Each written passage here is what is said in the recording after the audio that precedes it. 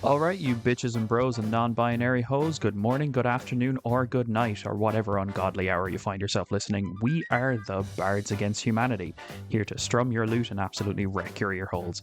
So be prepared for a podcast that's going to hit harder than a nat one in bed, because we're coming in your ears. That's right. You know, it's myself, Leo. I'm here with Dan, of course. Sup? And Josh is here with us too. Yo, back again. And as we are finally finishing up the Druid, the last two subclasses, the Circle of the Moon and the Circle of the Sea.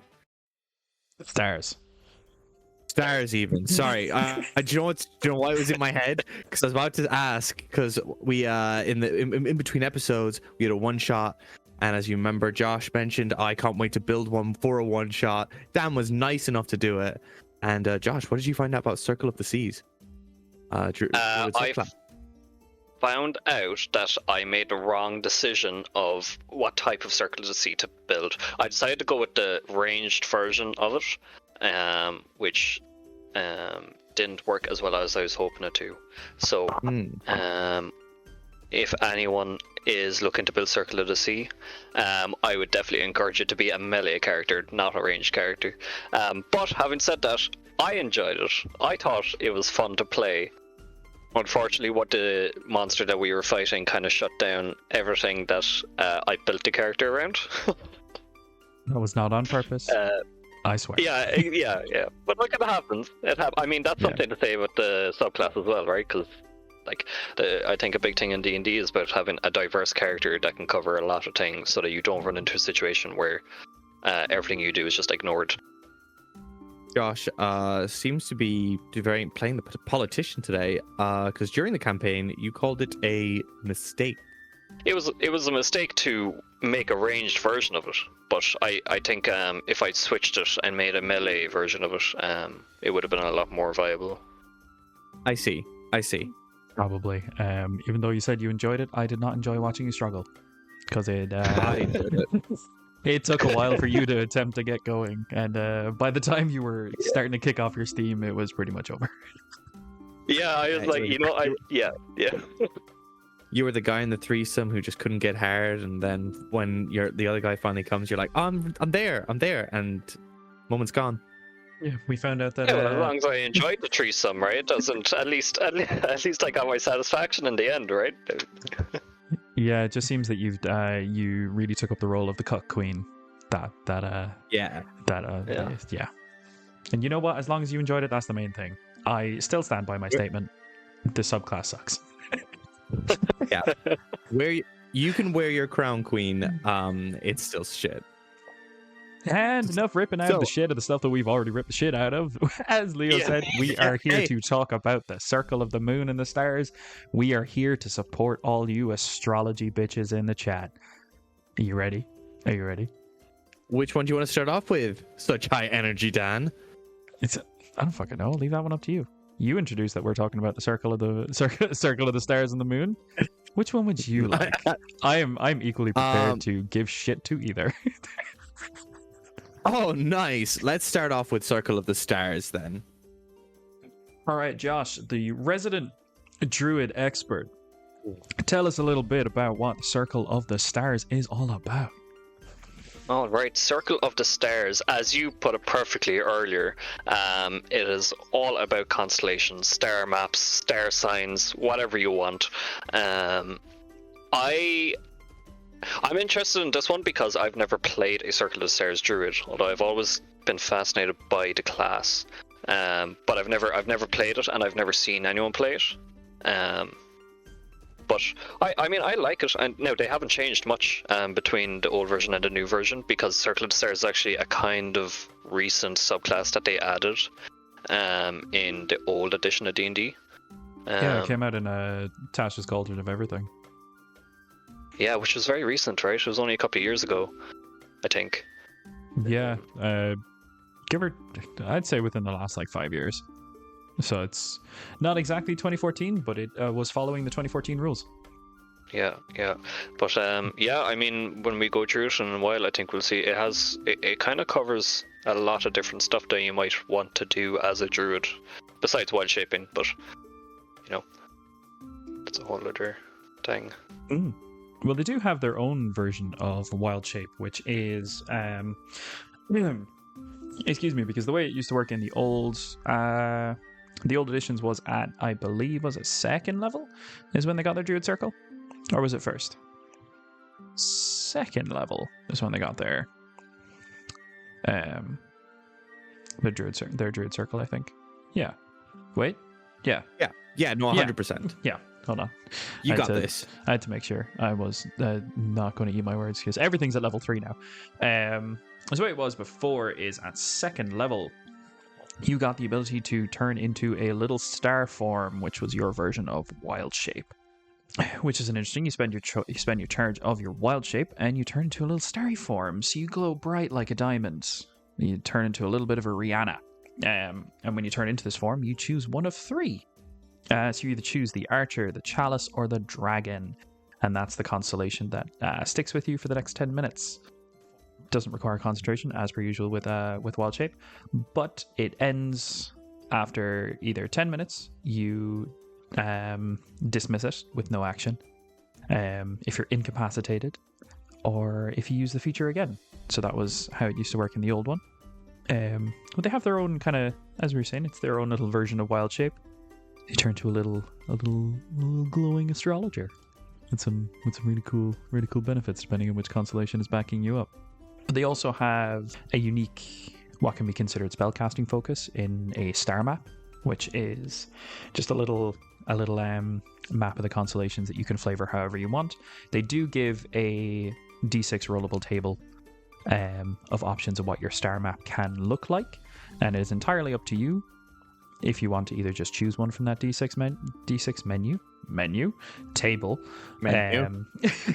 or I'd you like can to just work order with your D. A number 9. Number 9. There's only 6 options.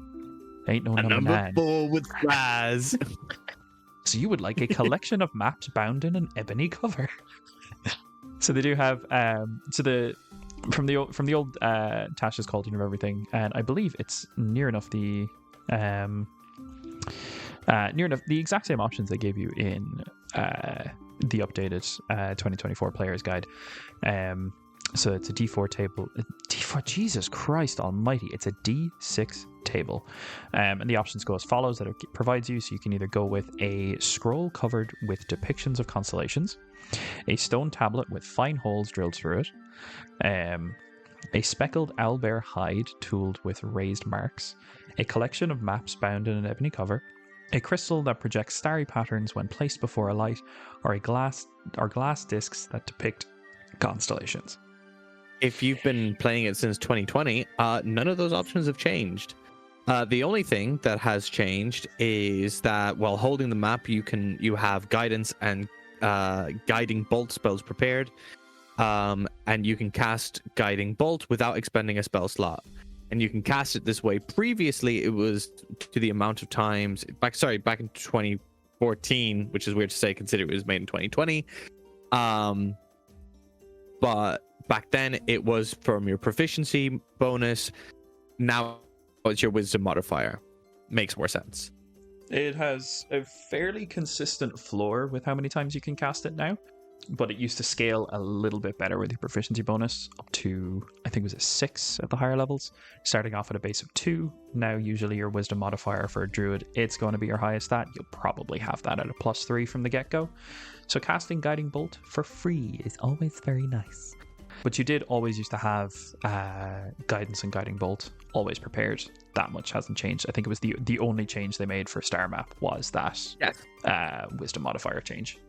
So Josh, I do believe it goes to say that it was already just a pretty solid set of abilities that they didn't really need to change, especially as you've been saying, it's so recent. So why would they really need to, right? Yeah, I mean, I think, I don't know. Look, I'm trying to stay positive here, but I have to say this is the one feature in the subclass that I actually think is so pointless. Now, granted, having guidance and guiding bolt is great. Being able to cast for free, like you just said, Dan, is fantastic. But if you like take that out for a second, the star map does nothing besides that. Yeah, you can use it as an arcane focus, but you can use like a stick as an arcane focus if you're a druid, you know. Like besides having those two spells, you don't really gain anything from it besides like something that you can add into role playing or flavor for your character. But I just think there's so much information there, but you get so little out of it. Okay. You're telling me Guiding Bolt isn't the most overpowered prepared spell to have?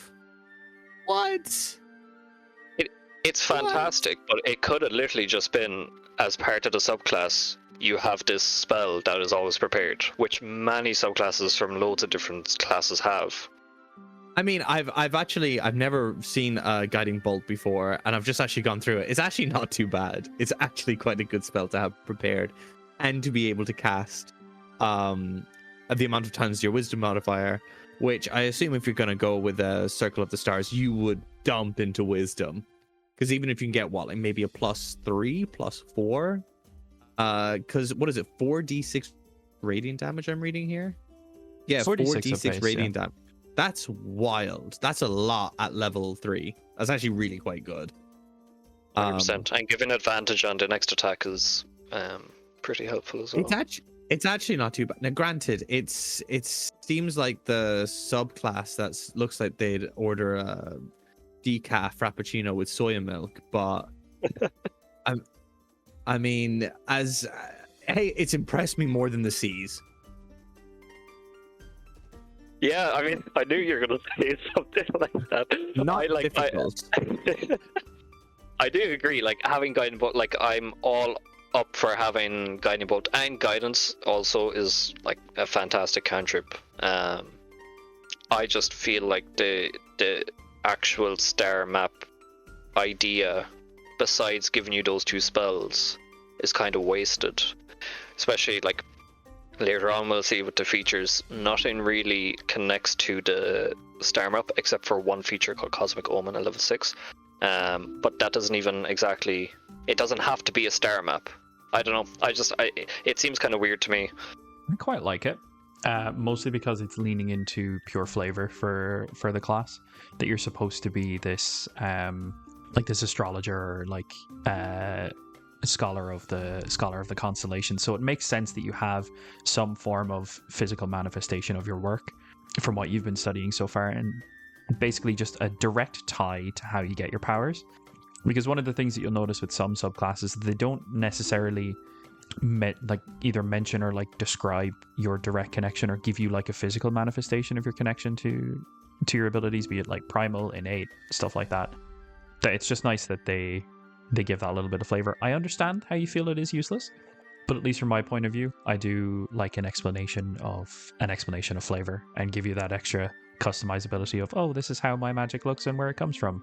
Giving you a reason to kind of customize your origin a little bit is kind of nice for me.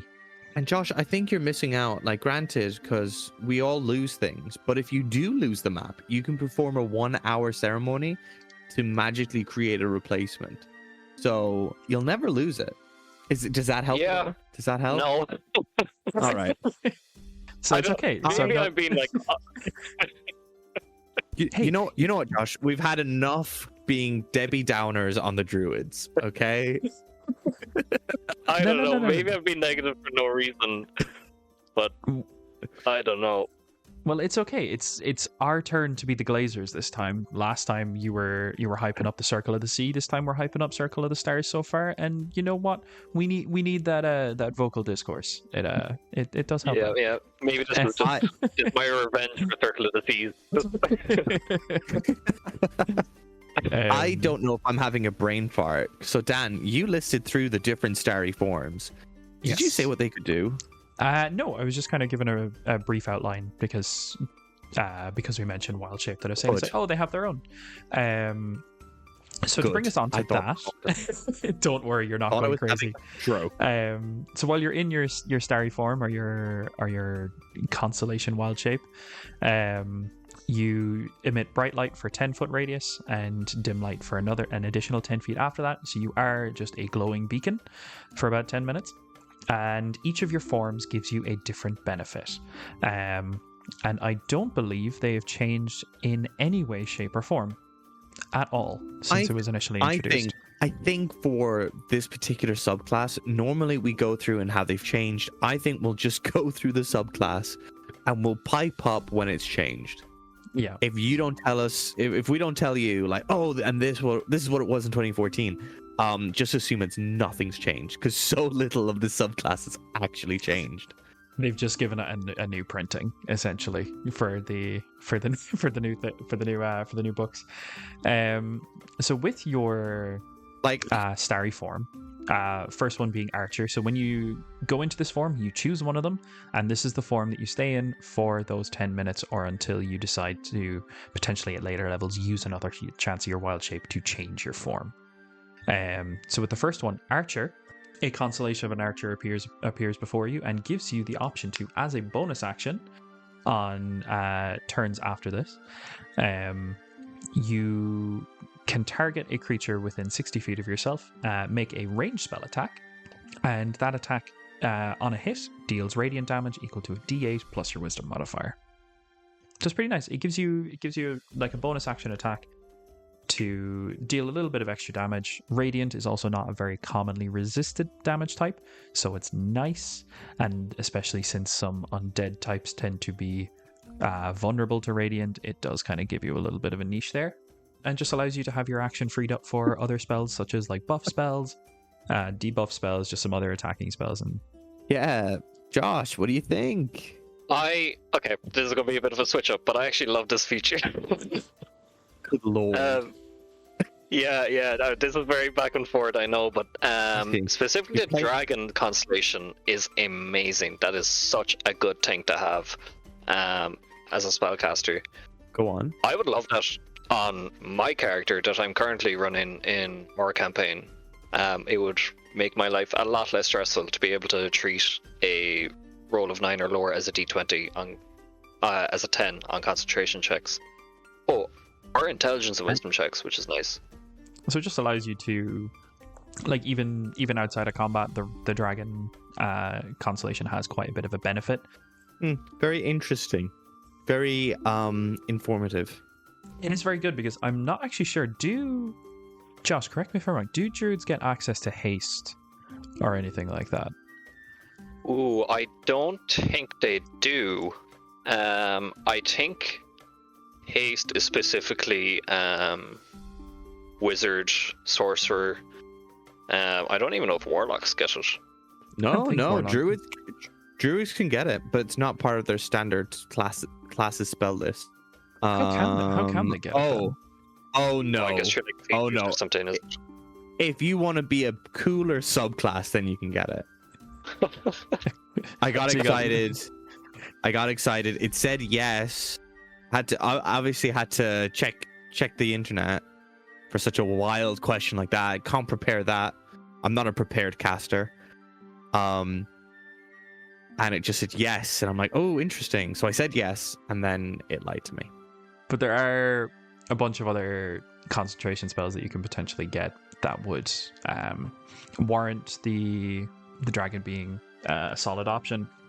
Off the top of my head, I really don't know what druids get, because I'm immediately thinking of the cleric spell list, because this is feeling very cleric because of the guidance, the guiding bolts, the whole radiant aspect. It's really giving me cleric vibes. So my immediate thought was straight to spirit guardians, and I'm not sure if druids get spirit guardians. Unfortunately, they don't. But for what I'll give you a spell for one is Conjure Minor Elementals, which I love in this new edition. That is a druid spell. I don't know, if you're melee, you're probably using Conjure Minor Elementals. So it especially works very well for Warden, going into the Dragon Constellation, because you will be at the very forefront of the battlefield if you're going into Warden and things like that. So having the ability to have concentration checks be quite a high result off the get-go makes things very nice. Because what you were telling me before, what Conjure Minor Elementals does, it's extra elemental damage that you choose when an attack hits, is it? Yes, so yes, when I have it right here. It's a 15-foot emanation from your character, and any attack you deal, which includes magic attacks and melee attacks, does an extra 2d8 damage when you hit the creature, and you can pick between acid, cold, fire, or lightning damage. Also, on top of that, if an enemy is in that emanation from you, it's difficult terrain for them. The biggest thing for me about this spell, it's a 4th level spell, but the biggest thing for me is if you upcast it, you get an extra 2d8 for each spell slot. So if you're a melee druid, make this your main spell, upcast it to whatever level slot you have available, and you're doing a lot of damage on top of whatever damage you're already doing. Pretty big. And especially if that's concentration, because for 4th level spells, I think it's once you hit level 7, I want to say you get access to 4th level spellcasting. Yeah, level 7. You get your first 4th level spell slot.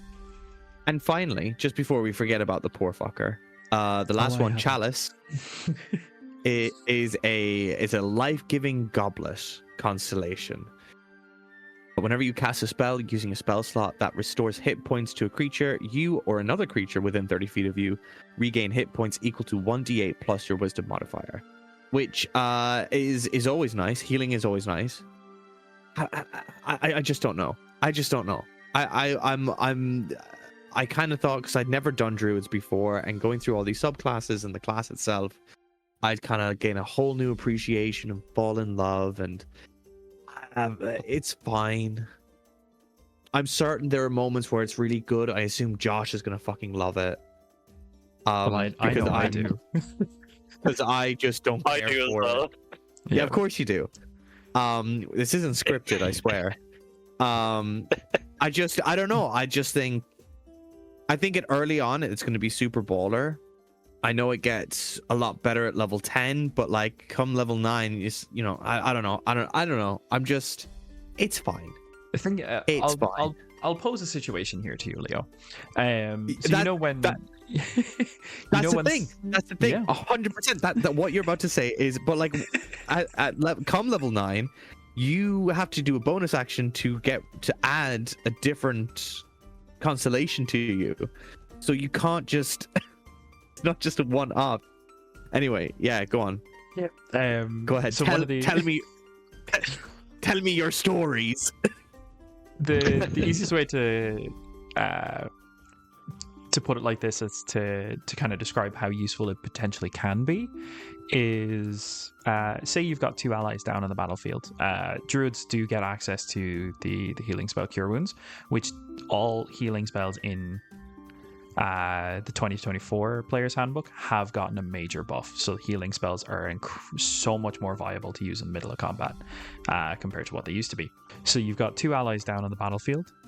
Cure Wounds one of them, and then you can immediately, if you're in your Chalice form, give the other that's down a d8 plus your wisdom, which will bring both of them up in the same for the same use of one spell, and you still have your bonus action available to you for other things if you did decide to switch out of Chalice, or if you needed to use your bonus action to switch into Chalice, for example. Absolutely, that is a very valid turn that you could do, but if you wanted to heal people, be a cleric. Not every party has a cleric. So it's nice I to don't know have about that. I'm a big fan of a healer druid. I think in some situations a healer druid is more viable than a cleric druid with some of the spells they have access to, and this is a nice little help. Hold on, a cleric druid? Yeah. No. Keep going. No. Cleric druid. Yeah. They're pesky. God damn it. Ones. They're not just you. pesky Well, birds. They're right. they're pesky holy birds. Yeah. Funny enough, I'm playing a cleric druid in our campaign. Yeah, was it Circle of Arcana and the Arcana domain cleric? If I'm correct. Yes. Mm. Yes. I should really know this, like, for sure, because I am the DM. Yeah. Well, now, granted, I only have 1 level in druid, and it is only for 1 cantrip that druids have access to. But still, I still count it. Shillelagh. Shillelagh, my favorite cantrip. I don't know. I'm very big on proficiency and efficiency, and if you're gonna do something, do it. And I don't know. I think the druid, you can decide what you want to be, like, especially in this for the Circle of the Stars, you're able to kind of decide later on because those 3 different constellations do 3 very different things. So utility-wise, they're great. Maybe I'm just shitting on it to shit on the Druid. I don't know. We brought up Circle of the Seas, and I'm still triggered. I think the beauty of Circle of the Stars comes from its ambidextrous nature, that it can be a bit of everything depending on what you need. Need a bit more damage, go for Archer. Needs some support. If you need some extra healing bonuses, you can go for Chalice. Needs to keep those buffs and debuffs going, go to Dragon to make sure those Constitution saves are rolling as high as you possibly can. So it really, for me, it's a jack of all trades, and it can do things very well. Especially something like this works really well with prepared casting. If you're not knowing what you could be expected, if you don't know what to expect, it may kind of hinder you in terms of what you want to prepare for that day. You could prepare a small number of spells that may require concentration, to just in case you need to go Dragon. You might prepare an extra few healing spells in case you feel like you're going to need that extra buff. You may prepare a few extra attack spells if you wanted to go Archer. So it may hinder you in that regard, but I do believe being able to flex whatever role you need to fit what your party is in need of in that moment makes a lot of sense. And I feel like Starry Form does it very well, but it can shoehorn it into trying to stay jack of all trades. Yeah, and at level 6, you'll get Cosmic Omen, which, whenever you finish a long rest, you can consult your star map, because you'll use that a lot for omens and roll a die. When you finish your long rest, you gain access to a special reaction based on whether you rolled an even or an odd number on the die. You get Woe for odd and Wheel for even. Not like a steering wheel, but teal wheel. It's a W teal.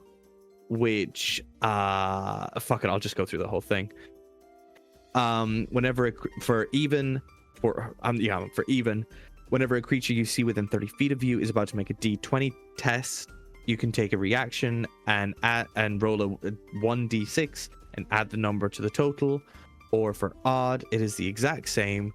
30 feet of you, D20 test, reaction to roll a d6, but you subtract the number.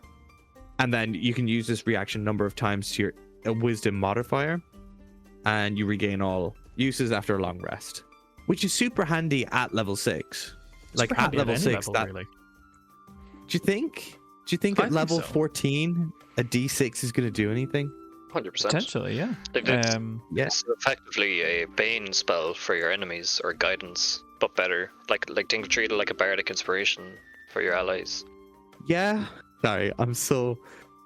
Also, by the way, this is the final change that they've done. That it uses your wisdom modifier instead of your proficiency bonus, like it did in 2014. That is the final change of Circle of the Stars. Which, yeah, as Josh was saying, it's like a bane or a bardic inspiration. I guess. Sorry, a better version of bane or bless. But it's kind of a roll of the die. So what you can do is, we'll use just grappling as an example. So grappling is a test. So you make the contested athletics versus their athletics or acrobatic. If you've got Woe, you can subtract from their athletics acrobatics. But if you've got Wheel, you can add to your strength check. It's fine. Okay, now I want you to give me another d20 test other than grappling. You've got general acrobatics. You can use this outside of combat quite a lot. So literally any d20 test that you make, be it, say, persuasion, you might be trying to haggle down, say, a shopkeep. You can either add the d20 for it, or if you're feeling like a little bit of a rogue that day, you can subtract from your own parties. Bring a little chaos to the table and subtract from their persuasion rolls to muck things up just a little bit, have a little bit of fun. You know what? I think, yeah, okay. Because I just couldn't think of many d20 tests, but outside of combat, they would all be considered d20 tests. Yeah, it's fine. I don't know. It's fun. It's super fun. I feel like I'm grinching on this subclass quite hard. I'm just being a bit of a negative belly. Cosmic Omen, that's fun. Cosmic Omen seems to have more uses outside of combat than in, but it can be used during both. And especially in combat, it's, as Josh was saying, a slightly beefed up version of Bless or Bane. I think it's like, even think about saving throws, you know, like if, I don't know, someone tries to banish the beholder in front of you and they succeed and you make them subtract a d6 and then it works. Like, that's massive. I'm just trying to see, are saving throws actually counted as d20 tests? I think a d20 test does everything, right? Oh, it is actually, yeah, sorry. It's attack rolls, ability checks, or saving throws. This is attack rolls, this is everything. It is indeed, yeah. It's all sorts of... anything that rolls a d20, essentially just for a decided outcome, is a d20 test. Duh. The only Really thing show- I really showing complain my strength about with here. this feature is that you have to roll to decide which one you have. I don't see why they couldn't have just given you both options. Where you choose to either subtract or add the roll to whichever d20 test is in question. I don't see why they thought they had to limit it. That would be nice, but I can also see why they would have to limit it, because at level 6, every long rest having access to a version of Bane and Bless at the exact same time, in number equal to your wisdom modifier, would be considered quite powerful. So I can see why they've kind of split it up the way they have and left it up to a bit of chance, because you can flavor it like, oh, it's written in the stars that day. This is how it's going to go. True, You know, what, I can take your ability or grant some to you. It all depends. Yeah. I can see why. Maybe I'm just trying to find something to impress Leo with here. You know. Oh, I think Yeah. I don't know. We've actually lost Leo. Hold on. Oh. All right, what I'll do is I'll just pause recording for a few, and we'll try and see if we can get him back. Yep. All right, everyone. We've just hit pause due to some technical shenanigans. One of our mics just tried to multiclass into a toaster, and our soundboard is currently speaking in Infernal. So while we fight this audio demon with nothing but a kazoo and some duct tape, let's take a moment to not thank our sponsor. Potion of Productivity, now available in 4 disappointing flavors, including regret and mild existential dread. Hang tight. We'll be back once the dice stop rolling under the table and our bard stops trying to seduce the Wi-Fi router. Thank you for understanding.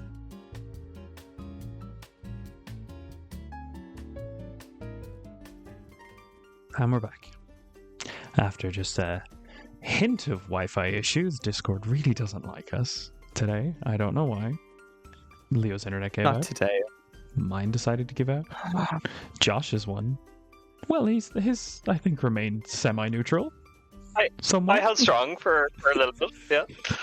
Oh, You were keeping us all together and in the call. Yeah, I was panicking trying to decipher robot language. he was the only one It in was the call stressful. for about 5 minutes. Oh. Anyway, Oh my God. we were just about to move on and finish Circle of the Stars. How long have we been recording this? We have been talking 40 minutes about a Oh. subclass that has barely changed. I'd love to give a reason excited? why, but I don't know. There's no We good get a one. little caught up in ourselves. We're still new to this, so I guess limiting ourselves is becoming an issue. But so we'll jump straight into it with twinkling constellations that you get at level 10. Hooray, and what does that do? Oh, what does that do? Let me fucking tell you what that fucker does. Back in 2014, pretty much what it does is that it improves a lot of the level 3, so the archer, the chalice, and the dragon, where it would have given an extra d8 to the archer. The chalice becomes 2d8, while the dragon is active, you can have a flight speed of 20 feet and can hover, because that really comes into play. And at the start of each of your turns, you could have changed your starry form. Well, that's cool. You can change it to Now- what you need in that combat. Because I'm pretty sure, after looking between the two, they're the exact same, just maybe slightly condensed in the wording. They are exactly the same. Good to know we How spend did we so talk much about time. this for 40 on- minutes? I don't fucking know, okay? I don't know. I won't claim to know. As you can tell, I am But- super happy right now. But still good. I like it. We're enhancing the level 3, which is what I think all subclasses should really do. The level 3 is this is what it is, and everything after it makes it bougier, if you Don't will. forget, you're not locked in once you choose at level 10. You can switch at the start of your turn. You can which I think is super handy. It's not even like after a short rest. You can do it mid combat. Happy days. Lovely. Yeah, that's I feel definitely the like- biggest upgrade Definitely. is to be able to switch. Oh man! And for all of you Josh. astrology mains out there, probably get a bit angry at the fact that you can just switch over to Scorpio whenever you feel like. Also, you've been able to do that since 2014. When we say nothing has truly changed about the Circle of the Stars, nothing's changed. Mercury is still in fucking the microwave. The same sentence made no Mercury's still sense. fucking the microwave. No, I meant to say Mercury is still in the fucking microwave. Not Mercury is still fucking the microwave. Hey, I've been dude, trying- whatever. my mind is fried like my Wi-Fi. It's also supposed to be a Look, piss let's take on not judge Mercury's in Mercury, I retrograde, won't be okay? Mercury's not in the retrograde, it's in the microwave. So that's still fun. And then the level 14, just to finish off the stars, has not changed from the 2014 version. It's that when you are in your starry form, you do have resistance to bludgeoning, piercing, and slashing damage. Which I think is a bit bizarre to get at level 14, but I don't mind it. I like, it's still good. It's still good, don't get me wrong. Yeah, like, a barbarian gets this at, like fucking level 3, so. Level 2. But the question I have about this is, it doesn't say from non-magical sources. It just says, in general, bludgeoning, piercing, and slashing. So does that include magical? If it was to, if any Yeah, ability ever was to specify that you don't get resistance to magical bludgeoning, piercing, or slashing, it would specify that it's non-magical bludgeoning, piercing, and slashing. So this is just straight up, full resistance to those 3. Because that's pretty good. Like, barbarians are only non-magical, right? Unless there's... Barbarians are unless full, that's our- same as this. Really? Is Yep. that a new change? No, that's always been the case. Oh, I'm just... Okay, so I'm just uneducated with barbarian. That's why It's I'm a- on the Druid episode. That's why you're the druid guy. It's okay. We'll be talking Um, about this in our next installment of this series when we start talking about the barbarian. Thanks for the segue, Josh. Yeah, no problem, guys. No problem. Stay in tune for our barbarian series. Doom, doom. I understand that we've gone through a real peril, but normally, like we do at the end of our subclasses, we give it a rating out of 10. I nearly want to give it a 1 for breaking my Wi-Fi, but that wouldn't be fair. But I don't know if I can look at a Circle of the Stars properly ever again. I think what we do, right, so that we can let the rage and let the bias flood out of our system, that we can just, do that at the end after we've done the moon. Oh, okay. Okay. We're gonna like calm down after the moon. That's We'll fair. calm down after the moon, just a little bit, yeah. Circle of the Moon, the best subclass for Druid. Is it still? Dun dun. Is it still? Alright, so for those who don't know, Circle of the Moon is pretty much the subclass you pick if you want to be fully utilizing your wild shape and actually transforming into animals, beasts of all different types. Most certain subclasses say, like, oh, you can use your wild shape to, have a star chart, whereas Circle of the Moon is pretty much enhancing your ability to transform into an animal. In 2014, Circle of the Moon was probably the most picked subclass because back then there wasn't many good subclasses for Druid, so everyone just kind of went Circle of the Moon. But there's a lot more options nowadays, I think. The class has kind of gotten a lot more diverse. But I still think the new Circle of the Moon has... I don't know, I still think it's going to come out on top if you're comparing them against the others. Well, I've taken a look at what Alright. they're both capable of, and there's a lot more text now in the 2024 version. Plain and simply, one of the most notable things that the Circle of the Moon was able to do back in the day was use their bonus action instead of their action to wild shape. And I got that at level 2 as soon as that Druids got their wild shapes, but nowadays the subclass features all take place at level 3. Which is Yes. already a negative, if you're asking me. Just been I did negative it about out the of Druid the whole time, Leo. Extra level. No, I'm ready. I'm ready to be optimistic. The druids broke my Wi-Fi. That's fair. But They want you to be part of nature, Leo. but how they changed Circle of the Moon is they kind of made it a little bit more condensed, a little bit more not more condensed. They kind of gave a little bit more clarification and changed some of the abilities, gave them new ones. Of course, they've changed how Wild Shape works, so how Circle of the Moon runs with their circle forms nowadays is a level 3. You can channel lunar magic when you Wild Shape and gain the following benefits to your Wild Shape. So it says right from the get-go that your maximum challenge rating for your Wild Shape form equals your Druid level divided by 3, rounded down. So the same as before, it'll always be a max of 6 rather than a max of 2, I believe, with the other subclasses. You don't gain the AC of the form you go into. Instead, your armor class becomes 13 plus your wisdom, if that is higher than the total beast's AC. So you're not stuck with the Wild Shape's AC. You can use 13 plus your wisdom if that's greater, which, let's be honest, it's probably going to be 16 at level 3. Having a 16 AC in Wild Shape is crazy. And your temporary hit points that you gain to keep your Wild Shape up is 3 times your Druid level, which is nice. It's a bit tough now because the old Circle of the Moon, when you Wild Shape, you would take that beast's full health.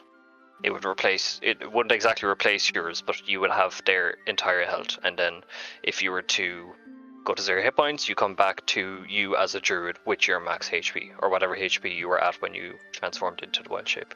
But now, because it's just temporary hit points, it's a bit more riskier. A lot of people used Wild Shape to be the tank of your party back in 2014, but it's a lot more risky now because it's just temporary hit points. You can actually drop to unconscious in your Wild Shape now.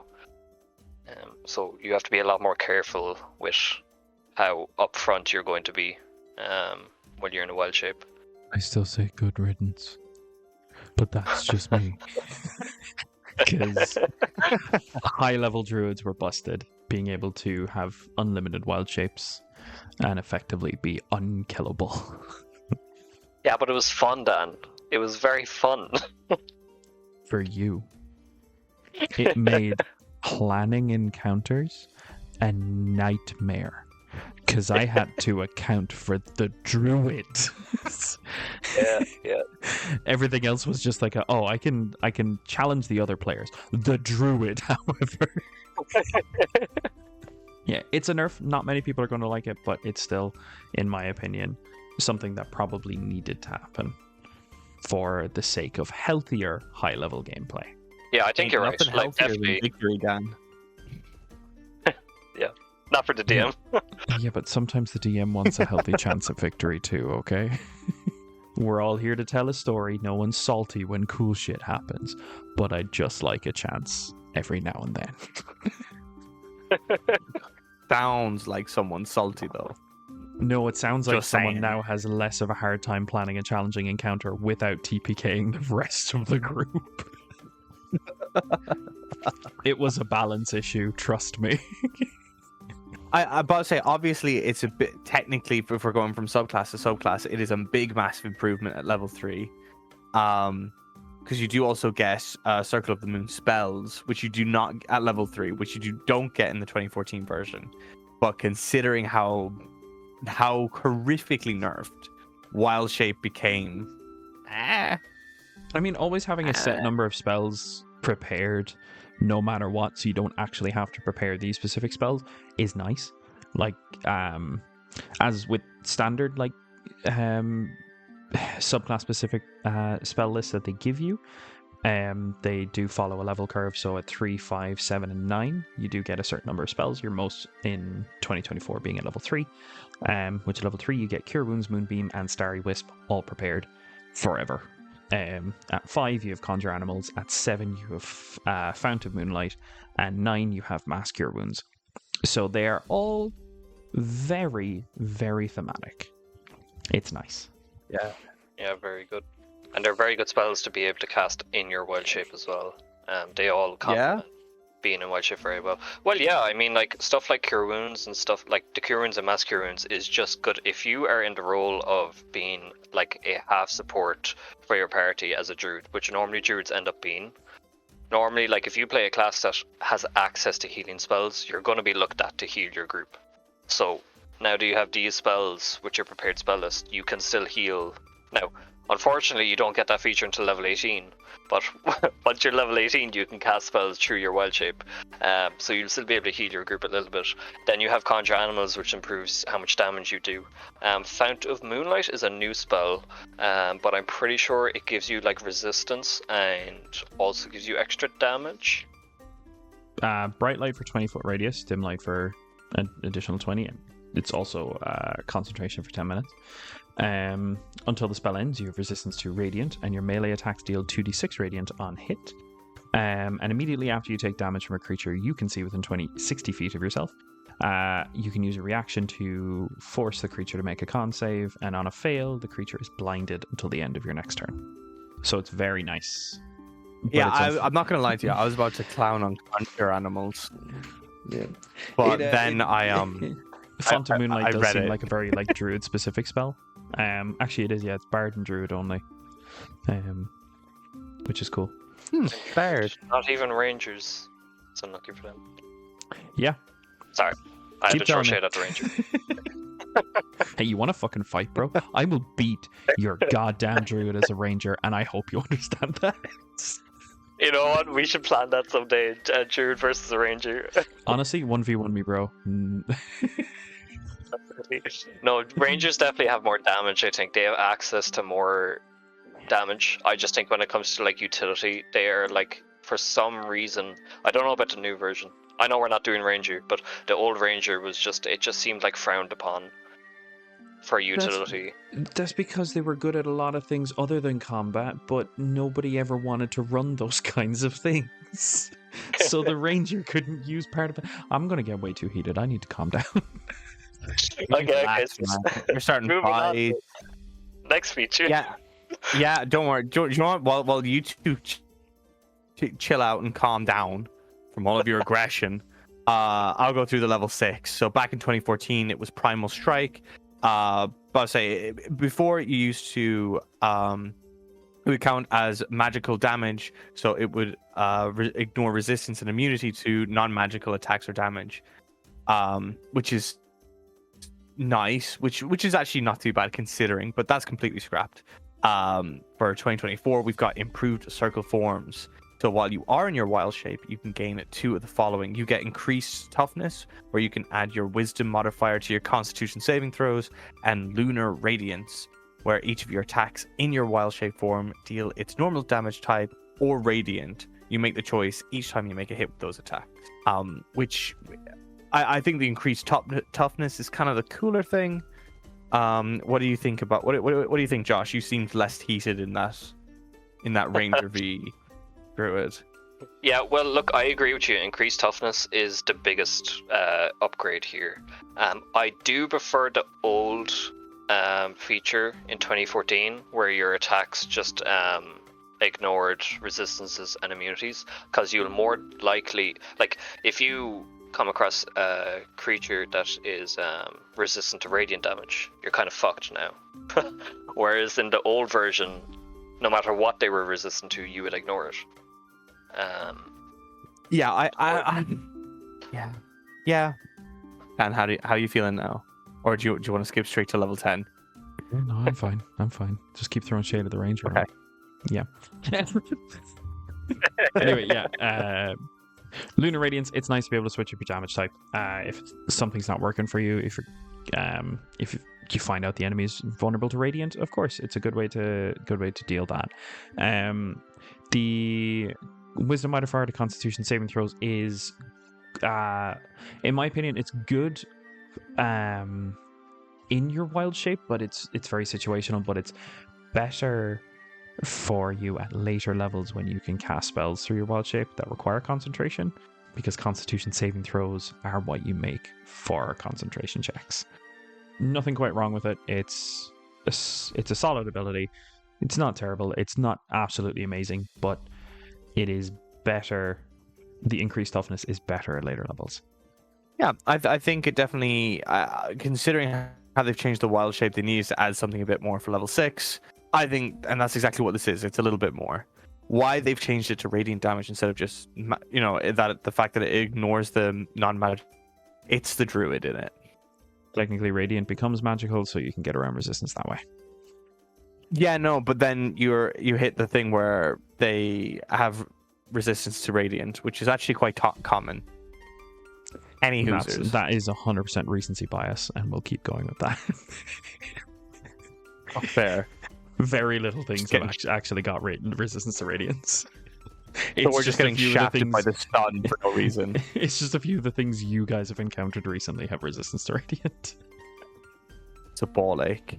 A few, yeah. Just the last trimester of my life. Mainly Duoblights. That is the only enemy you've encountered recently that has had resistance to radiant. I know, but it haunts me, Dan. It haunts me. He still does. Anyway. One of the... Josh, I believe the next change for level 10 is what's going to cause what's probably caused a lot of heartache. Yes, right. I'm going to start with the old version for this. So at level 10 in 2014, you got your elemental wild shape, which meant you could expend 2 uses of your wild shape at the same time. And at that point in the old version, you only had 2 uses of your wild shape. So you would expand all your uses of your wild shape to transform into either an air elemental, an earth elemental, a fire elemental, or a water elemental. Now, for those who don't know, the elementals are very, very good. Is the easiest way to put it. They were very useful. They did a decent amount of damage, especially at level 10. They had a lot of different utility, like the Earth Elemental was able to travel through Earth, as an example. So basically, very good feature at level 10 in 2014. Now, the new feature in 2015 is Moonlight Step. You can magically transport yourself, reappearing amid a burst of moonlight. As a bonus action, you could teleport up to 30 feet to an unoccupied space you can see, and you have advantage on your next attack roll before you end that turn. And you can use the feature a number of times equal to your wisdom modifier, and then you regain all expended uses when you finish a long rest. Or you can regain uses by expending a level 2 spell slot or higher, depending on, for each use that you want to restore. So, you lost the ability to transform into elementals, and you've gained the ability to teleport and gain advantage on an attack. Not even arguably, just straight up worse. Yeah. Just falling in love with this druid subclass more and more. I don't really understand why they felt the need to nerf it when this class already got nerfed with the whole wild shape ruling change of you have temporary hit points instead of the full. I think they could have done one or the other.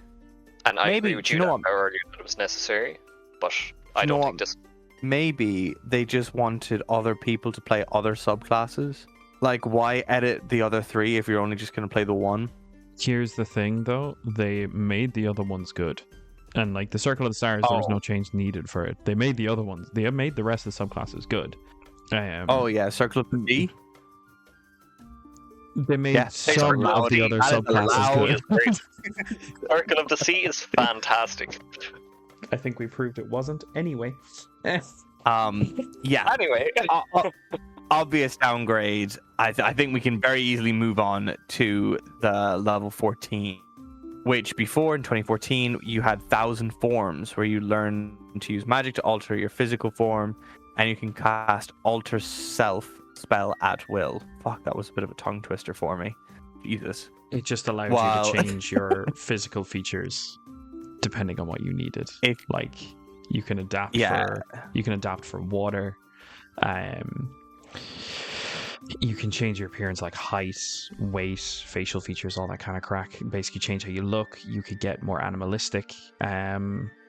Features which could give you extra bits and bonuses to damage, which at level 14, getting a 2nd level spell that you can cast at will. Granted, you can cast it at will. Still, it was not fantastic. It was shit. A subclass capstone, as far as they go, shite, in my opinion, at least. I agree. That's super fair. But once again, Josh is the resident expert on druids. Have you played much where you found that 1,000 forms was actually quite useful, or were you ever presented with opportunities where it could be useful? Not a chance. This is one of the worst features that they have ever written in their books for anything, especially at level 14. For example, oh no, warlocks get this as an Eldritch invocation, not their final feature, their subclass. They just get it as a little thing that they can do. You can cast Alter Self, but druids got it as their last, supposed to be crowning feature of their subclass. It makes no sense. This is a spell that you could have gotten if you took, like, I don't know, you just multi-class into a class that has access to it for a couple of levels. Like, it made no sense, I think. I really do not like this feature, if you can't tell. Well, don't worry, Josh. They've gotten rid of it and they've replaced it with Lunar Form. Now you get the two following benefits. You get improved Lunar Radiance, that once per turn you can deal an extra 2d10 radiant damage to a target you hit with your Wild Shapes forms attack. You don't choose one. And you get Shared Moonlight. So with Moonlight Step, what we talked about for level 10, you can also teleport a willing creature with you. But that creature has to be within 10 feet, and you teleport it to an unoccupied space you see within 10 feet of your destination space. Yeah. I mean, we can't be disappointed. It's infinitely better than an already useless subclass ability. Yeah, look, it is. It's way better. A free extra but 2d10 radiant in your wild shape is nice. Although That's I pretty feel like good. you probably won't be using wild shapes as much at level 14 because your max CR would be 4. Granted, you still probably could get some use out of it. But Moonlight Step is probably the more useful one, being able to teleport a willing creature so you can get someone out of dodge if you need to. Not amazing, not great. But we move. I would have preferred if they got rid of the old 1,000 Forms feature and this new one and replaced the level 14 with the ability to transform into the elementals. I think Honestly, that would have been yeah. perfect finish. Ooh. That would have been a fantastic way to finish this off. But unfortunately, I feel like they fumbled. They tried too hard to nerf what was already a powerful subclass. However, one thing that I don't think we've actually talked about in our, this is episode 6 of the series now, you don't have to use the 2024 rules at your table. The whole point of this is that this is supposed to be backwards compatible with the old D&D stuff. So you can opt to go with the old Circle of the Moon, so you can wild shape into your elemental, but still keep the 2024 base druid class abilities. It's completely optional and just up to you. And if your DM would prefer to say, we're going to just use the 2024 for this campaign, or we can use both, or we'll just use the old. It's just, you don't have to stick with the new subclasses. I personally wouldn't go for Circle of the Sea. You can still go with the old ones. You don't have to stay stuck in this tirade of just, it's new, we have to use this one because this is the way the rules are. I think, considering how negative you've been with the Druid, that Josh should be allowed in the Ranger. Oh, absolutely. Get me in. To be fair, I think I would have nothing but good things to say about the Ranger. Then it's no fun. See? Believe it or not, I do like the idea of the class. I just don't think the writers like the idea of the class. Yeah, they're just fondling the balls of the wizard and, giving them as much as they want because, they're daddy's favorite child. Look, wizards train all their life. They deserve everything, okay? They are the literal definition of my daddy's gonna sue. Yeah, and daddy does sue. Actually, sorry, the sorcerers are the definition of daddy's gonna sue because they are the trust fund children. Wizards actually study, but they're not the cool nerds, they're the snooty nerds that believe they're above everybody. Just because they study so hard and that, they just give them all of the cool stuff. Well, luckily, we're not talking about either of those classes. Yeah, sorry about that. Yeah. I would be more than happy to have Josh on with the Ranger episode so that he can, he could shit on it if he wants to, but I don't think he'll need to because I like Ranger. He can see what it's like. You can see what you can shit on it once you've seen it. Don't shit on it until you've seen it. I'll see what it's like, and if I'm not happy, I'll take a nice little shit on it. It's okay. I'm already not happy with some of the features because that was the first thing I did when I saw the news. When I saw the new 2024 Player's Handbook come out, was look straight at Ranger. Well, look, just to wrap up the Circle of the Moon subclass for Druid.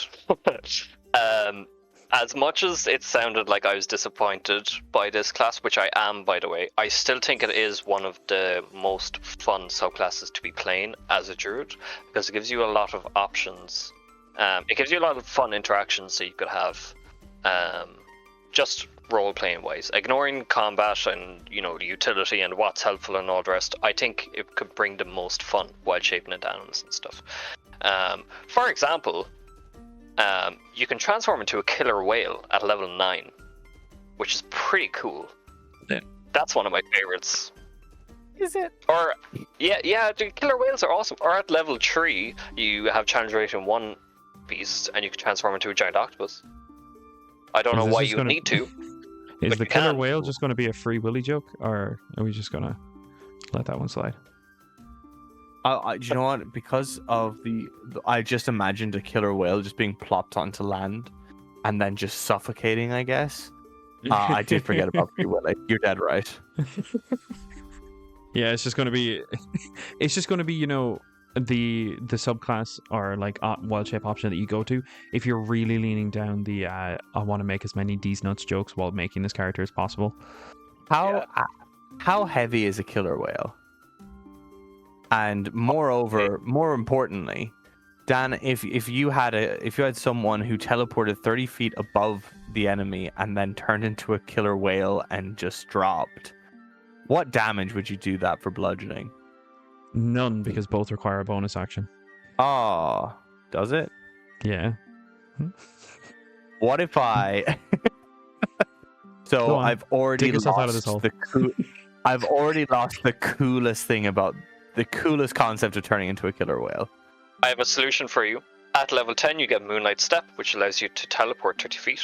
So if you transform into your killer whale, next turn, you can bonus action teleport up into the air.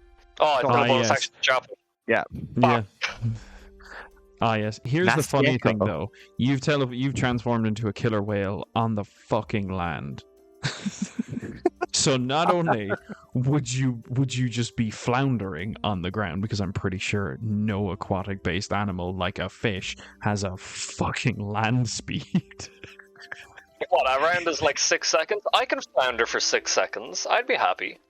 Oh yes, the giant Magikarp used Splash for his turn. What a fucking waste. Yeah, like if it works in Pokemon, it can work in D&D, right? The thing is, it doesn't. Splash does nothing. Yes, but people remember it. Oh Christ! They before probably don't. Yeah, probably. So what are we rating this new Circle of the Moon out of 10? Would the Druid main like to go first? I would give it a 5 out of 10, but I'm going to give it an extra bonus point for fun. Because it is a fun subclass, so I'm going to make it a 6 out of 10. Interesting. I was thinking 6 would be around the same for me. 6 or a 7, but I'm more inclined for 6. Because they took too many of the really cool things away, it gave it some semi-cool abilities in return, and kind of kept the power level consistent throughout, I guess. Just gave it a bit more utility and ways to do its things. I couldn't agree with you more, Dan. That's why I was also going to give it a 6, but I'm going to give it a -1 because Josh gave it a +1 for fun. So you gave it a -1 for fun? I'm giving it a 5. I'm giving it a 5. Did you give the -1 for fun, though? Yes, that's including the -1. That is plussing the -1. Somewhere in the world, the calculator just shit itself. And another calculator got pregnant. No. Anyway, Circle of the Stars, I'd put at a I'd put at a solid 7. I don't think I could put it any lower. It's a fun little subclass. It has a bunch of different utility. It can deal damage. It can heal. You can fly. You can influence ability checks to be better or worse. All around being able to do frontline tanking pretty well. You know what? They gave it's pretty good. It has not changed, so still a 7. Yeah, I completely agree with you, Dan. I think 7. It's one of the most curiouser subclasses I have. Even though it broke my Wi-Fi, I was enjoying talking about it. Is curious or the word you're going to go for there? It is now. It broke your it's not a hill I broke want your to brain. die on. Yeah, it's not a hill I want to die on, but it's a hill I will. That's fair. It's a hill I'd like to see you run down from, though. Quick and not with finesse. Yeah, I think if I was going to go Druid, the Circle of the Stars is the most interesting, especially now because they've really fucked up Circle of the Moon. So if you're going to be a Druid, there's no point in optimizing anything. So I think Circle of the Stars is the most interesting. So 7, maybe even 8, but I'm going to stick with 7. I feel like I'm going to lose all credibility here, and you guys are going to really not like me when I give my rating of this subclass. Try me. But I'm going to give it a 5, and that's been really generous for me. Wow. I was going to give it like a 3, but Dan mentioned how good utility-wise it is, that it covers a lot of aspects of, being able to fly, being able to, re-roll d20s and things like that. So, fair enough, it is definitely useful, but I don't know, I just don't find it interesting. I know this like completely disagrees with what you said, Leo, but I don't know, maybe it's just, I mean, I like Circle of the Sea and you guys didn't, so I don't know, but I don't know, it just doesn't catch my attention at all. I don't even know how to react. I'm nearly tempted just to end the episode there. No, everyone's entitled to their own thing. We shat on Circle of the Sea pretty fucking hard in the last episode, so I can understand. It's not everyone's cup of tea. Like it's definitely a good sub. Like, I'm not saying it's bad. Like your points with Circle of the Sea was, I think, more valid than points I could make with Circle of the Stars, because it is genuine. Like, the features are useful. I just can't see myself enjoying playing a full-on level 20 Circle of the Stars Druid. That's fair. But yeah, I would like to, I suppose, take this opportunity now that we're finished this episode to thank you, Josh, for coming on and sharing your thoughts about Druid. I do apologize that we shat on your favorite class so much. That's okay. But I do feel like those points and shit stirring we did were valid. I take back none of it. Yeah. Yeah, I'm not apologizing, but it's been delightful. Sorry, but not sorry. I'm sorry I gave you so much shit. I do not apologize for giving you so much shit, for giving the shit. Just specifically that, unfortunately, you were the Jesus, excuse me. Just apologizing for the sheer fact that you, unfortunately, were the recipient of such shit stirring.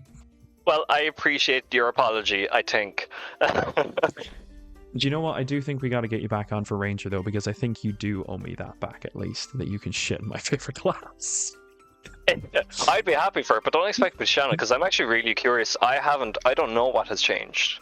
So I am actually curious to see what has changed, because I do hope it is actually a good class now. And I do mean now, because before I don't think it was, unless you give it extra stuff.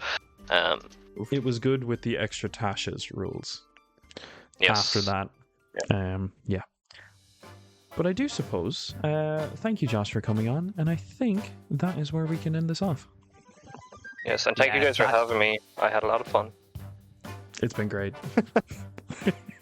Yeah, that, dear listener, brings us to That, dear listeners, plural. Ambitious there, Leo. I know, but you know what? We're going for it. It brings us to the end of another session where the dice are hard, the jokes are harder, and our standards are at an all-time low. If you enjoyed this chaos, be sure to follow and subscribe. If not, at least we finished, even if you didn't. Goodbye. Goodbye. And just remember, as a wild-shaped druid in your oh fuck, never mind. Bye guys. I lost my train of thought.